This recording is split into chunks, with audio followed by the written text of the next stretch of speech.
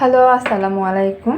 আজকে আমি আপনাদের আমার কিচেনের একটা ছোট্ট জিনিসের ভিডিও নিয়ে হাজির হলাম।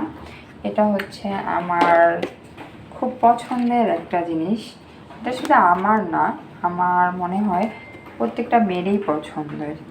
তো চলুন তাহলে আজকে আমি একটু দেখিয়ে দিই এটা কি ছিল এবং আমি কোথা থেকে কিনেছিলাম। দেখে অলরেডি বুঝেছেন, আমার আর মানে বলার কিছু নাই। এটা হচ্ছে আমি হলুদের গুঁড়া, মরিচের গুঁড়া, চিনি টিনি সব কিছু রেখেছিলাম আমার যে প্রয়োজনীয় রান্নার প্রয়োজনীয় জিনিসপত্রগুলো সেগুলো।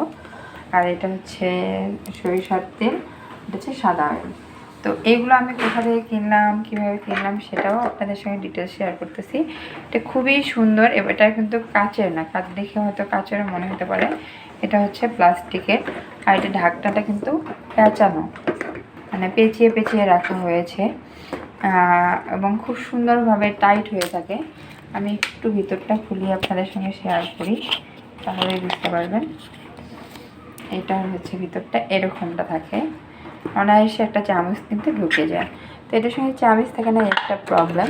তো আমার কাছে এক্সট্রা যে চামচগুলো থাকে আমি সেগুলো দিয়ে কিন্তু এটা ইউজ করে নিই। তো এগুলো অর্ডিনারি পাওয়াই যায়, হয়তো ঘরে থেকেই যায় আর কি। তো এইটা আমি কিনেছিলাম হচ্ছে মিস্টার ডিওয়াই থেকে। এটা আমার খুবই ভালো লাগছে।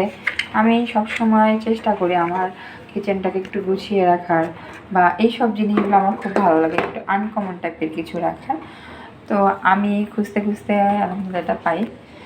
কাচের জারে বেটার হয়, বাট কাচের থেকে আমার কাছে মনে হয়েছে যে এটা একটু কিনি, কেমন হয় দেখা যাক। তো এই আর কি।